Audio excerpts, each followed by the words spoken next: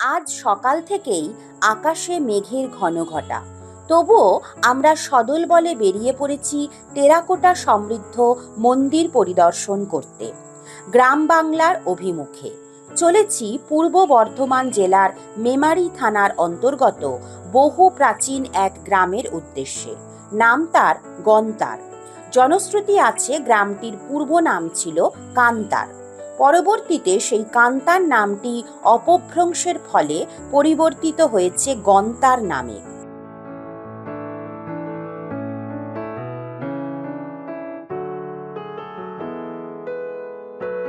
চলে এসেছি গন্তার গ্রামের চণ্ডী মন্দিরের চত্বরে।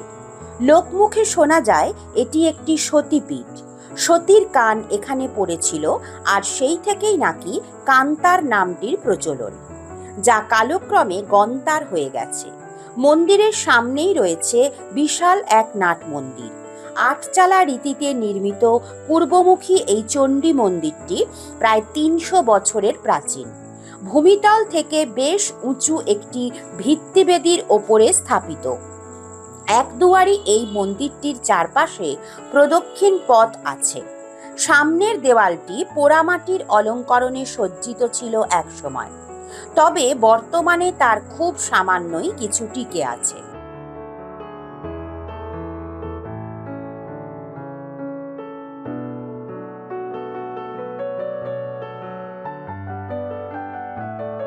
ধনুকাকৃতি কার্নিশের নিচে থাকা একটি প্রতিষ্ঠা ফলক অনুযায়ী ১৬৫৫ শকাব্দ অর্থাৎ ১৭৩৩ খ্রিস্টাব্দে এটি প্রতিষ্ঠা করা হয়েছিল। আমরা এখন পূর্ব বর্ধমান জেলার মেমারি থানার অন্তর্গত গন্তার গ্রামের এক প্রাচীন মন্দিরের সামনে রয়েছি। সেই মন্দিরটি সতীর একান্ন পীঠের এক পীঠ। এখানকার স্থানীয় বাসিন্দাদের কাছ থেকে আমরা এই মন্দির সম্পর্কে কিছু তথ্য জানব। এখানে দাঁড়িয়ে আছেন স্থানীয় বেশ কয়েকজন মানুষ। আপনার নাম? আমার নাম সন্দীপ পাল। আপনার? আমার নাম অসিত পাল। আপনার নাম? রাজেন্দ্র ঘোষ। বলুন। প্রীতম পাল। কৃষ্ণ ভট্টাচার্য। সৌমিত্র ঘোষ। জুড়ে সৌমিত্র ঘোষ। আচ্ছা, শৈলেন করবো জুড়ে অম্লান চক্রবর্তী। আচ্ছা, ওনাদের কাছ থেকে আমরা এই মন্দির সম্পর্কে কিছু তথ্য জানব। এই মন্দিরটি স্থানীয় বাসিন্দাদের তত্ত্বাবধানেই রয়েছে, কোনো পারিবারিক মন্দির এটি নয়। আগেই বললাম যে কি সতীর একান্ন পীঠের এক পীঠ। এই মন্দির আনুমানিক কত বছরের? না, আমাদের ঠিক জানা নেই। আমরা পূর্বপুরুষদের মুখ থেকে শুনে আসছি মোটামুটি ৩০০ বছরের পুরনো এই মন্দির। প্রতিষ্ঠা লিপি আছে বলতে মন্দিরের গায়ে হ্যাঁ, রয়েছে, ওইটাই। কিন্তু আমরা আজ পর্যন্ত সেটা উদ্ধার করতে পারিনি। কোন ভাষায় লেখা আছে বা কি লেখা রয়েছে সেটা আজ পর্যন্ত আমরা উদ্ধার করতে পারিনি। আচ্ছা, মন্দিরে আপনারা রক্ষণাবেক্ষণ বা পরিচালনা কিভাবে করেন? এটা হচ্ছে আমাদের গন্তার গ্রামের সার্বজনীন মন্দির। আমাদের একটি কমিটি আছে, যেটার নাম হচ্ছে গন্তার বারোয়ারি কমিটি। সেই কমিটির পরিচালনায় প্রতি মাসে এখানে মাচণ্ডীর পুজো হয় এবং মাচণ্ডীর একটা বাৎসরিক পুজো হয়, এবং সেটা সকলের সম্মিলিত প্রচেষ্টায় যে কমিটি থাকে সেই কমিটির তত্ত্বাবধানেই বাৎসরিক পুজোটা প্রতি বছর হয়ে থাকে। আর মন্দিরের যে রক্ষণাবেক্ষণ কখনো কখনো কমিটির তরফ থেকেও হয়, বুঝতে পেরেছি, কখনো কখনো আমাদের কমিটির পক্ষ থেকেও হয়। আবার কখনো কোনো সুবর্ণার্থী ব্যক্তি হয়তো বললেন যে আমি এই মন্দিরটা হয়তো রং করে দিতে আমি ইচ্ছুক, আবেদন করেন আমাদের কাছে। আমরা যখন মনে হয় যে হ্যাঁ এখন রং করার প্রয়োজন রয়েছে, আমরা তাদের সাথে যোগাযোগ করে নিই। তিনি এসে যা খরচা হয় দেন। কখনো বা এই টাইলস মার্বেল বসানোর ক্ষেত্রেও অনেকে আমাদের সঙ্গে যোগাযোগ করেন যে আমরা একটুখানি সংস্কার করে দেবো, টাইলস মার্বেলের ব্যবস্থা করে দেবো। তখন তাদের সাথে আমরা যোগাযোগ করি এবং তারা তাদের আর্থিক সাহায্যে সংস্কার হয়ে যায়। এটা মানে রিসেন্ট বোধহয় মানে সংস্কার হয়েছে। হ্যাঁ, এই বছর ৩ হবে নতুন করে এটা রং টং হয়েছে বা গ্রিল ফিলগুলো বসেছে। আচ্ছা, এই নাট মন্দিরটা কি আগে ছিল না এটা পরবর্তীকালে? এটাও ছিল কিন্তু এতটা হয়তো প্রাচীন, মানে এই মন্দিরের মধ্যে এটা হ্যাঁ এটাও প্রাচীন। আচ্ছা, এখানে ভেতরে কি ঠাকুরের যেটা রয়েছে কি রয়েছে, মানে মূর্তি আকারে না শিলা পাথরের শিলা আকারে। মানে ঠাকুরের কি পড়েছিল এখানে? আমরা যেটা শুনে আসছি যে সতীর দেহ যখন ত্যাগ করেন উনি, তখন ওনার কানের একটা অংশ আমাদের এই এলাকায় পড়েছিল। আচ্ছা, এবং পূর্ববর্তী ক্ষেত্রে এই গ্রামটির নাম তখন ছিল কান্তার। এবং সেটাই মানে কান পড়াতে কান তার ছিল, সেটাই বিভিন্ন সময় অপভ্রংশ হয়ে ওটা গন্তারে পরিণত হয়েছে এবং বর্তমানে এই গ্রামটা গন্তার হিসেবেই পরিচিত। আচ্ছা, এখানে নিত্য পুজো হয় প্রতিদিন, হ্যাঁ। আচ্ছা, তাছাড়া বিশেষ কিছু পার্বণে বিশেষ কিছু হয় কি? ওই বললাম, আগে বলেছি যে একটা মাসিক পুজো হয় আর একটা হচ্ছে বাৎসরিক পুজো হয় প্রতি বছর। ঠিক সীতানবমীর দিন, অর্থাৎ রামনবমীর 1 মাস পরে সীতানবমীর দিন এখানে হচ্ছে বাৎসরিক পুজোটা হয়।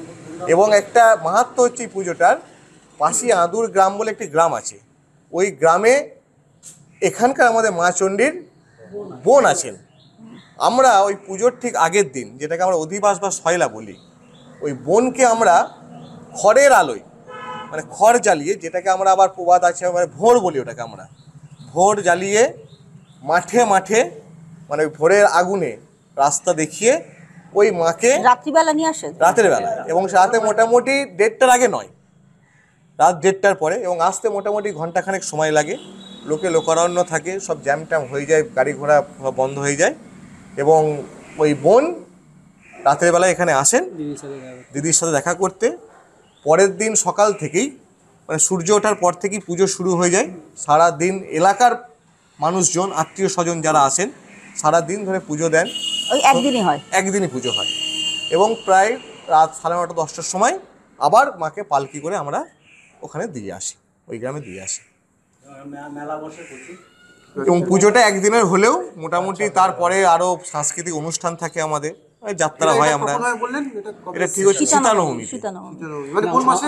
বৈশাখ মাস পরে। পুজোর রামনবমী যেটা ঠিক 1 মাস পরে সীতানবমী পড়ছে, সেটা বেশ কয়েকদিন ধরেই চলে তাহলে এই হ্যাঁ হ্যাঁ, অনুষ্ঠান? প্রায় 1 সপ্তাহ, ধরুন 1 সপ্তাহের বিষয় থাকে। আর মাসিক পুজো যেটা হয় সেটা কবে হয়? মঙ্গলবার, নবমী ধরে হয়। বাঁকানো কার্নিশের সমান্তরালে থাকা এক সারি কুলুঙ্গিবদ্ধ ফলকের মূর্তিগুলো বোধগম্য না হলেও এদের মধ্যে একটি কুলুঙ্গিতে কীর্তি মুখের ফলকটি এখনো বেশ স্পষ্ট। একে তো প্রাচীনত্বের ভার, তার উপরে কৃত্রিম রঙের মোটা প্রলেপ দেওয়াতে টেরাকোটার অলঙ্করণগুলো ক্ষতিগ্রস্ত হয়েছে অনেকাংশে। মন্দিরটির দুপাশের উল্লম্ব কুলুঙ্গির দুটি সারিতেও শৈব সাধু আর শালভঞ্জিকার মূর্তি ছাড়া বাকিগুলো এখন আর বোঝা যায় না। এছাড়া ফুলকারি আর জ্যামিতিক নকশাও অবশিষ্ট রয়েছে সামান্য।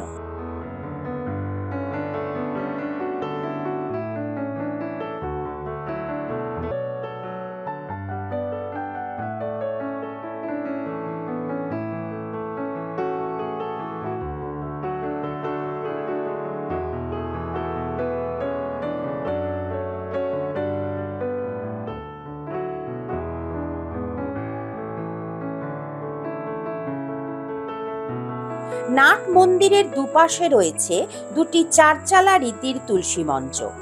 এই মঞ্চ দুটির গায়ে রাধাকৃষ্ণ ও নৃত্যরত গৌর নিতাইয়ের মূর্তিগুলো চমৎকার।